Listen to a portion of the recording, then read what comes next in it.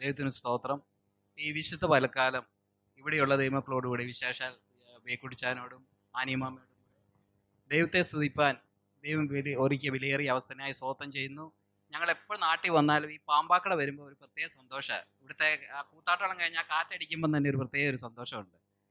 ഞാൻ എൻ്റെ മാതാവ് പറഞ്ഞു, ഞാൻ കഴിഞ്ഞ ആ ചാർത്തില് ഞായറാഴ്ച വെളുപ്പിന് 5 മണിക്ക് ഉണ്ടായതാണ്. അപ്പം എനിക്ക് ഇവിടെയുള്ള ആനിമാമയോടും ബേക്കുടിച്ചാനോടും പിന്നെ സാങ്കുട്ടൻ അവന് സുഖമില്ലാതിരിക്കുന്നെങ്കിൽ ഈ ആരാധന കഴിയുമ്പോൾ പരിപൂർണ്ണ സൗഖ്യം കൊടുക്കുമെന്ന് എനിക്ക് ഉറപ്പുണ്ട്. വിശേഷ പ്രിയ ഏഞ്ചലിനോട് കൂടി ദൈവത്തെ സ്തുതിപ്പാൻ വിലയേറിയ അവസരത്തിന് നന്ദിയോടെ സ്തോത്രം ചെയ്യുന്നു. വിശേഷം എനിക്ക് വളരെ സന്തോഷമുണ്ട് പ്രിയ ബെന്നിയോട് കൂടി. ഞങ്ങൾ പാമ്പാക്കട അങ്ങനെ ഞാൻ ആ പാമ്പാക്കട ഞങ്ങൾ ഒരേ ദിവസമാണ് സ്നാനപ്പെട്ടത്. ഞങ്ങൾ സ്കൂളിൽ അഞ്ചപ്പെട്ടി സ്കൂളിൽ ഒന്നിച്ച് പോവും, MDM സ്കൂളിൽ ഒന്നിച്ച് പോവും. ഞങ്ങളങ്ങനെ ഓടിക്കളിച്ച് വളർന്ന് എനിക്ക് കൈനിയുടെ ഒരു പ്രത്യേക സ്നേഹമാണ്. ആ കൈനിയിൽ ഞങ്ങളുടെ ഓർക്ക് ചോർന്നൊലിക്കുന്ന പാഴ്സനേജിലാണ് താമസിച്ചത്. ചിലപ്പോൾ ഈ മഴയൊക്കെ പെയ്യുമ്പം കിടക്കുമ്പോൾ 2 സൈഡിലും പാത്രമൊക്കെ വയ്ക്കും. മഴവെള്ളം വീഴുമ്പോൾ അതിങ്ങനെ ടിക് ടിക് എന്ന് ശബ്ദം കേൾക്കുമ്പോൾ ആ ശബ്ദം കേട്ടുകൊണ്ട് ഉറങ്ങാനൊരു പ്രത്യേക സുഖമാണ്. ആ ശബ്ദമൊക്കെ കേട്ട് ഇങ്ങനെ അവിടെ വളർന്ന് എൻ്റെ മാതാവും പിതാവും വളരെ അവിടെ കിടന്ന് ഒരു പരാതി പറയാതെ ദൈവത്തെ സേവിച്ചു. അതിൻ്റെ ഫലമായി വളരെ അനുഗ്രഹം, തലമുറകളെ ദൈവം മാനിച്ചു. എനിക്കതുകൊണ്ട് ഈ പാമ്പാക്കട ഞങ്ങൾ എപ്പോൾ നാട്ടിൽ വന്നാലും ഈ പാമ്പാക്കട വന്നിട്ട് കടന്നു പോകുന്ന ഒരു പ്രത്യേക സന്തോഷമാണ്. ഇവിടെ വന്ന് ആരാധിക്കുന്ന ഒരു വലിയ സന്തോഷമാണ്. ഞങ്ങളുടെ ഒരു കഴിഞ്ഞ ആഴ്ച ഇവിടെ വന്നു, 26-ാം തീയതി മടങ്ങിപ്പോവും. കുടുംബമായിട്ട് വിവിധ സ്ഥലങ്ങളിൽ യാത്ര ചെയ്യുമ്പോൾ ദൈവത്തിൻ്റെ പ്രത്യേക പരിപാലനം കൂടിയിരിക്കേണ്ടതിന് നിങ്ങൾ പ്രാർത്ഥിക്കണം. ഇന്നത്തെ അല്പസമയത്തെ ചിന്തയ്ക്കായിട്ട് നമ്മൾ അധികം സമയം എടുക്കുന്നില്ല. പ്രിയ അപ്പച്ചനിൽ കൂടെ നല്ലൊരു ആലോചന കേട്ട് കഴിഞ്ഞു, നല്ലൊരു സദ്യ കഴിച്ചു കഴിഞ്ഞ് ഇനി ഒരു ചെറിയ ഡെസേർട്ട് കൊടുക്കുന്ന പോലെ ചെറിയൊരു ആലോചന മാത്രം പറഞ്ഞുകൊണ്ട് ഞാൻ എൻ്റെ വാക്കിൽ നിന്ന് വിരമിച്ചു കൊള്ളാം. ഇന്നത്തെ നമ്മുടെ ചിന്തയ്ക്കായിട്ട് ലൂക്കോസിൻ്റെ സുവിശേഷം 7-ാം അധ്യായം 1 മുതൽ 7 വരെയുള്ള വാക്യം ആർക്കെങ്കിലും ഒരാൾക്ക് വായിക്കും. ജനം കേൾക്കെ തന്റെ വചനമൊക്കെയും പറഞ്ഞു തീർന്ന ശേഷം അവർ കഫർന്നഹൂമിൽ ചെന്നു. അവിടെ ഒരു ശതാധിപന് പ്രിയനായ ദാസൻ ദീനം പിടിച്ച് മരിപ്പാറായിരുന്നു. അവൻ യേശുവിന്റെ വസ്തുത കേട്ടിട്ട് അവൻ വന്ന് തന്റെ ദാസനെ രക്ഷിക്കേണ്ടതിന് അവനോട് അപേക്ഷിപ്പാൻ യഹൂദന്മാരുടെ മൂപ്പന്മാരെ അവന്റെ അടുക്കൽ അയച്ചു. അവൻ യേശുവിന്റെ അടുക്കൽ വന്ന് അവനോട് താല്പര്യമായി അപേക്ഷിച്ചു. നീ അത് ചെയ്തു കൊടുപ്പാൻ അവൻ യോഗ്യൻ. അവൻ നമ്മുടെ ജനത്തെ സ്നേഹിക്കുന്നു, ഞങ്ങൾക്കൊരു പള്ളിയും തീർപ്പിച്ചു തന്നിരിക്കുന്നുവെന്ന് പറഞ്ഞു. യേശു അവരോട് കൂടെ പോയി വീട്ടിനോട് അടുപ്പാറായപ്പോൾ ശതാധിപൻ സ്നേഹിതന്മാരെ അവന്റെ അടുക്കൽ അയച്ചു. കർത്താവെ, പ്രയാസപ്പെടേണ്ട, നീ എന്റെ പുരയ്ക്കകത്ത് വരുവാൻ ഞാൻ പോരാത്തവൻ. അതുകൊണ്ട് നിന്റെ അടുക്കൽ വരുവാൻ ഞാൻ യോഗ്യനെന്ന് എനിക്ക് തോന്നിയിട്ടില്ല. ഒരു വാക്ക് കൽപ്പിച്ചാൽ എന്റെ ബാല്യക്കാരന് സൗഖ്യം വരും. ഞാനും അധികാരത്തിന് കീഴ്പ്പെട്ട മനുഷ്യൻ. എന്റെ കീഴിൽ പടയാളികളുണ്ട്. ഒരുവനോട് പോക എന്ന് പറഞ്ഞാൽ അവൻ പോകുന്നു, മറ്റൊരുവനോട് വരിക എന്ന് പറഞ്ഞാൽ അവൻ വരുന്നു. മതി. ഇവിടെ നമുക്ക് കാണുവാൻ സാധിക്കും, ഇവിടെ ശതാധിപന് പ്രിയനായ ഒരു ദാസൻ ഉണ്ടായിരുന്നു. ഏറ്റവും ചിന്തിപ്പിച്ച ഒരു കാര്യമാണ്, ദാസനോട് പ്രിയമുള്ള ഒരു ശതാധിപൻ. സാധാരണ ദാസന്മാരോട് ആൾക്കാർക്ക് ശതാധിപൻ സ്നേഹം കാണത്തില്ല. ഇപ്പൊ ശതാധിപന് സ്നേഹമായ ഒരു അളിയൻ ഉണ്ടായിരുന്നു എന്ന് പറഞ്ഞാൽ അളിയന്മാരോട് എല്ലാവർക്കും സ്നേഹമുണ്ട്. പക്ഷെ പ്രിയനായ ദാസനോട് കരുണ തോന്നേണ്ട കാര്യമില്ല. അവന് ഇപ്പൊ ദാസന് ശരീരത്തിൽ ക്ഷീണമാവുമ്പോൾ അവനെ മാറ്റിയിട്ട് വേറെ ഒരാളെ എടുക്കാം. പക്ഷെ ഈ ശതാധിപന്റെ കാര്യം പറയുന്നു, ദാസനോട് അവന് പ്രിയമുണ്ട്. നമ്മൾ കരുണയുള്ളവനായിരിക്കണം, മറ്റുള്ളവരോട് കരുണ. ബൈബിളിൽ കാണുവാൻ സാധിക്കും, മത്തായിയുടെ സുവിശേഷത്തിൽ കരുണയുള്ളവർ ഭാഗ്യവാന്മാർ, എന്നാൽ നിങ്ങൾക്ക് കരുണ ലഭിക്കും. മറ്റുള്ളവരോട് കരുണ. ഞങ്ങളെ ഈ പ്രാവശ്യം ഞങ്ങളുടെ മോടെ ബർത്ത്ഡേ ആഘോഷിക്കാൻ വേണ്ടി ഗിൽഗാൽ ആശ്വാസഭവനിൽ പോകാൻ സാധിച്ചു.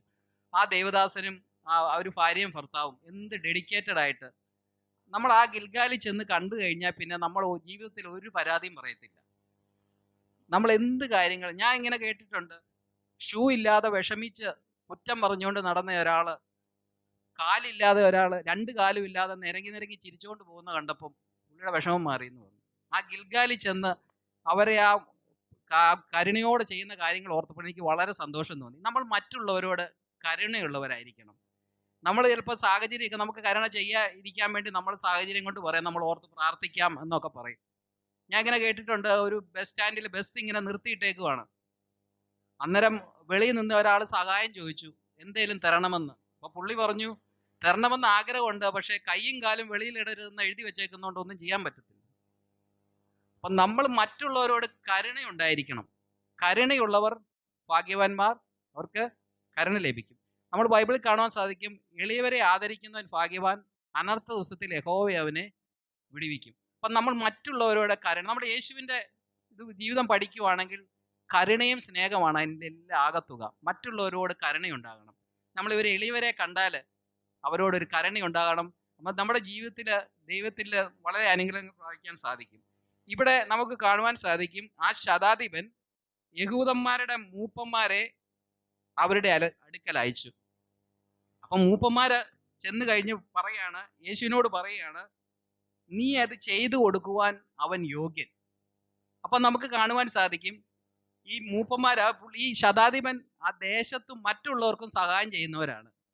എനിക്ക് ഇവിടെ കാണുവാൻ സാധിക്കും, ബേക്കുട്ടിച്ചാനൊക്കെ ഇവിടെ ഈ കൊറോണ സമയത്തൊക്കെ ഇവിടുത്തെ വണ്ടി വിട്ടുകൊടുത്ത്, ഇവിടെ ആക്സിഡന്റിൽ നിര്യാതനായ ജോർജ് പഞ്ചായത്ത് പ്രസിഡന്റ്, ഞങ്ങൾ ഒന്നിച്ച് ഒരു ക്ലാസ്സിൽ പഠിച്ചതാ. പ്രീ ഡിഗ്രിക്ക് 1ഉം 2ഉം വർഷം അടുത്തടുത്തിരുന്ന് പഠിച്ചതാ. അത് എന്നെ ഞാൻ വിളിച്ചപ്പം എന്നോട് പറഞ്ഞു, ഈ കൊറോണ സമയത്തൊക്കെ ഈ ആളുകൾക്ക് വേണ്ടി ഫ്രീ ആയിട്ട് ജീപ്പ് വിട്ടു കൊടുക്കുന്നത്, അയ്യോ നിന്റെ അളിയൻ ചെയ്തതൊക്കെ വളരെ നന്ദിയോടെ ഓർക്കുന്നെന്ന് പറഞ്ഞു. അപ്പം നമ്മൾ ദേശത്ത് മറ്റുള്ളവർക്ക് വേണ്ടി നമ്മൾ സഹായം ചെയ്യുവാൻ, സമൂഹത്തിൽ സഹായം ചെയ്യുവാൻ നമ്മൾ തീർച്ചയായിട്ടും നമ്മൾ കടപ്പെട്ടവരാണ്. അപ്പം മറ്റുള്ളവരെ ഇദ്ദേഹം പറയുന്നു, നമ്മൾ നീ അത് ചെയ്തു കൊടുപ്പാൻ അവൻ യോഗ്യൻ, അവൻ നമ്മുടെ ജനത്തെ സ്നേഹിക്കുന്നു, ഞങ്ങൾക്ക് ഒരു പള്ളിയും തീർപ്പിച്ചു തന്നിരിക്കുന്നു. അപ്പം നമ്മൾ മറ്റുള്ളവരെ സഹായിക്കുമ്പോൾ, നമ്മൾ മറ്റുള്ള ദേശത്തെ വിശ്വാസികളോട് മാത്രമല്ല നമ്മുടെ സമൂഹത്തിൽ ഇറങ്ങി പ്രവർത്തിച്ചാൽ നമുക്ക് അനേകരെ ഇതിന് നമുക്ക് നേടുവാൻ സാധിക്കും. അവസാനം ഇദ്ദേഹം പറയുന്നു, യേശുവിന്റെ അടുക്കൽ ചെല്ലുമ്പോൾ യേശു അവരോടുകൂടെ പോയി. വീട്ടിൽ അടുപ്പാറായപ്പോൾ ശതാധിപൻ സ്നേഹിതന്മാരെ അവിടെ അടുക്കൽ അയച്ചു. ആ സ്നേഹിതന്മാരുടെ അടുക്കൽ അയച്ചിട്ട് യേശുവിനോട് പറയുകയാണ്, നീ എൻ്റെ പുരയ്ക്കകത്ത് വരുവാൻ ഞാൻ യോഗ്യനല്ല. എനിക്ക് ഏറ്റവും ചിന്തിച്ച ഒരു കാര്യം, ശതാധിപൻ എന്ന് പറഞ്ഞ ഒരു DSPയുടെ ഒക്കെ ഒരു ചുമതലയിലുള്ള ആളാന്ന് ഓർക്കണം. അത്രയും ചുമതല എടുക്കുന്നു, ആളുകൾക്ക് സഹായം ചെയ്യുന്നു, എന്നാലും അദ്ദേഹത്തിന്റെ എളിമ, നീ എൻ്റെ പുരയ്ക്കകത്ത് വരുവാൻ ഞാൻ യോഗ്യനല്ല, നീ ഒരു വാക്ക് കേൾപ്പിച്ചാൽ മതി. അപ്പം നമ്മുടെ എളിമയാണ് ഏറ്റവും ഇത്. നമുക്കറിയാം മറ്റുള്ളവർ, ചില ആൾക്കാരൊക്കെ വിശ്വാസത്തിലേക്ക് വന്നു കഴിയുമ്പോൾ പണ്ടത്തെ കാര്യങ്ങളൊക്കെ ഭയങ്കര ഉയർത്തി പറയാറുണ്ട്, ഞങ്ങൾ വലിയ ഉയർന്ന കുടുംബത്തിൽ നിന്ന് വലിയ പള്ളിയൊക്കെ വിട്ട് കടന്നു വന്നതെന്ന്. പക്ഷെ നമ്മൾക്ക് കിട്ടിയ രക്ഷ കമ്പയർ ചെയ്ത് നോക്കുമ്പോൾ ഒന്നുമല്ല. ഞാൻ ഇങ്ങനെ കേട്ടിട്ടുണ്ട്, ഒരു വലിയ ഷിപ്പ്, ആഡംബരമായ ഷിപ്പ്, അതിങ്ങനെ ഷിപ്പേൽ ഫുഡൊക്കെ 24 hours ഉണ്ട്. ആ ഷിപ്പിന് ഒരു ദിവസം തീ പിടിച്ചു കഴിഞ്ഞപ്പോൾ ചെറിയ ബോട്ടുകളുമായിട്ട് വന്ന ആൾക്കാരെ രക്ഷിച്ചുകൊണ്ട് പോകുമ്പോൾ ആരെങ്കിലും അതിനകത്ത് ഇരുന്ന് പറയുമോ, ഞാൻ അത്രയും ഷിപ്പൊക്കെ ഉപേക്ഷിച്ച് നല്ല ഫുഡൊക്കെ ഉപേക്ഷിച്ച് വന്നതെന്ന്? പക്ഷെ ആ കിട്ടിയത് അവന്റെ രക്ഷയാ. അവൻ അവിടെ ഫുഡ് കടിച്ചുകൊണ്ടിരുന്നായിരുന്നെങ്കിൽ കരിഞ്ഞവിടെ ഇരുന്നേനെ. അപ്പം നമ്മൾ കഴിഞ്ഞ കാര്യങ്ങൾ അധികം ഉയർത്തി പറയരുത്. ഞാൻ ഭയങ്കര റൗഡിയായിരുന്നു, കയ്യെ കുത്തി നിന്ന് കാലും കൊണ്ട് കർണക്കുറ്റിക്ക് അടിക്കും എന്നൊക്കെ പറയുന്നവരെ കേട്ടിട്ടുണ്ട്. അപ്പം നമ്മൾ നമ്മുടെ പഴയ കാര്യങ്ങളൊന്നും ഉയർത്തി പറയരുത്. നമുക്ക് കിട്ടിയ രക്ഷയാണ് ഏറ്റവും വലുത്.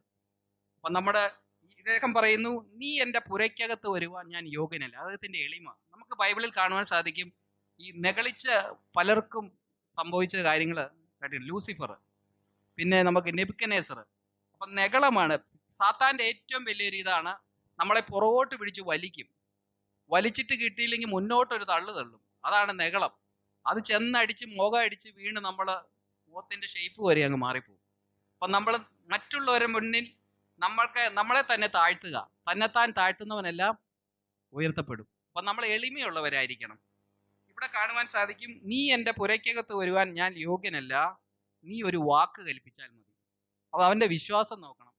ഇത്രയും വലിയ ഒരാള്, അദ്ദേഹം ശതാധിപനാണ്, മറ്റുള്ളവരോട് കരുണയുള്ളവനാണ്, എന്നാലും അദ്ദേഹം പറയുന്നു എൻ്റെ എളിമ, നീ എൻ്റെ പുരയ്ക്കകത്ത് വരിക ഞാൻ യോഗ്യനല്ല, നീ ഒരു വാക്ക് കൽപ്പിച്ചാൽ മതി. അദ്ദേഹത്തിന്റെ ആ വിശ്വാസം എന്നെ വളരെയധികം ചിന്തിപ്പിച്ചു.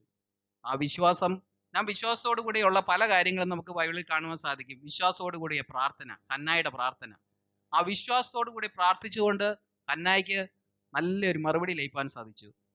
പിന്നെ അബ്രാഹാമിന്റെ വിശ്വാസത്തോടു കൂടിയ അനുസരണ. അബ്രാഹാമിന് അറിയാം ഈ മകനെ യാഗം കഴിച്ചാലും ഈ ചാരത്തിൽ നിന്ന് ഒരു മകനെ എഴുന്നേൽപ്പിക്കാൻ ദൈവത്തിന് സാധിക്കും. അദ്ദേഹം അത് വിശ്വാസത്തോടു കൂടി പ്രവർത്തിച്ചതുകൊണ്ട് അദ്ദേഹത്തിന് വളരെ പ്രതിഫലമുണ്ട്. വിശ്വാസികളുടെ പിതാവ് എന്നാണ് അറിയപ്പെടുന്നത്. ഞാൻ അധികം സമയം എടുക്കുന്നില്ല. ആം, ഞാൻ ഞാൻ ഇങ്ങനെ ഒരു ഇത് കേട്ടിട്ടുണ്ട്. പണ്ട് ഒരു ഉപദേശി പ്രസംഗിച്ചുകൊണ്ടിരുന്നപ്പോൾ ഓരോരുത്തർ ഇങ്ങനെ എഴുന്നേറ്റ് പോകാൻ തുടങ്ങി. അവസാനം ഒരു അമ്മച്ചി മാത്രമേ അവസാനം വരെ ഇരുന്നത്. അപ്പം ഉപദേശി ചോദിച്ചു, എൻ്റെ പ്രസംഗത്തിന്റെ ഏത് പോയിന്റാണ് അമ്മച്ചിയെ പിടിച്ചു കുലിക്കുകയെന്ന്. അമ്മച്ചി പറഞ്ഞു, പോയിന്റ് ഒന്നുമല്ല, പാഷ ചവിട്ടി നിൽക്കുന്ന ഞാൻ വീട്ടിൽ നിന്ന് കൊണ്ടുവന്നതാ. അത് പാഷ നിൽക്കുമ്പോൾ എങ്ങനെയാ വലിക്കുന്നതെന്ന് ഓർത്താന്ന് ആ അമ്മച്ചി പറയുകയാണ് ഇടയായി. അത് ഞാൻ അധികം സമയം എടുക്കുന്നില്ല. ഞാൻ ഇവിടെ എൻ്റെ വാക്കുകളിൽ നിന്ന് ഇവിടെ വിരമിക്കുകയാണ്. അതുകൊണ്ട് ഈ കർത്താവിൻ്റെ വരവ് ഏറ്റവും അടുത്തിരിക്കുന്ന ഈ കാലഘട്ടത്തിൽ നമ്മൾ മറ്റുള്ളവരോട് കരുണ തോന്നണം. കരുണ തോന്നി നമ്മൾ മറ്റുള്ള സമൂഹത്തിൽ നന്മ ചെയ്ത് നമ്മൾ മറ്റുള്ളവരൊക്കെ മറ്റുള്ളവർക്ക് നന്മ ചെയ്ത് വിശ്വാസത്തിൽ വർദ്ധിച്ച് നല്ലവന് വിശ്വസ്തനുമാരെ ദാസിയെ എന്ന് വിളി വെക്കാൻ നമുക്ക് ഒരുങ്ങാം. ഈ വചനങ്ങളാൽ ദൈവം നമ്മളെ അനുഗ്രഹിക്കുമാറാകട്ടെ.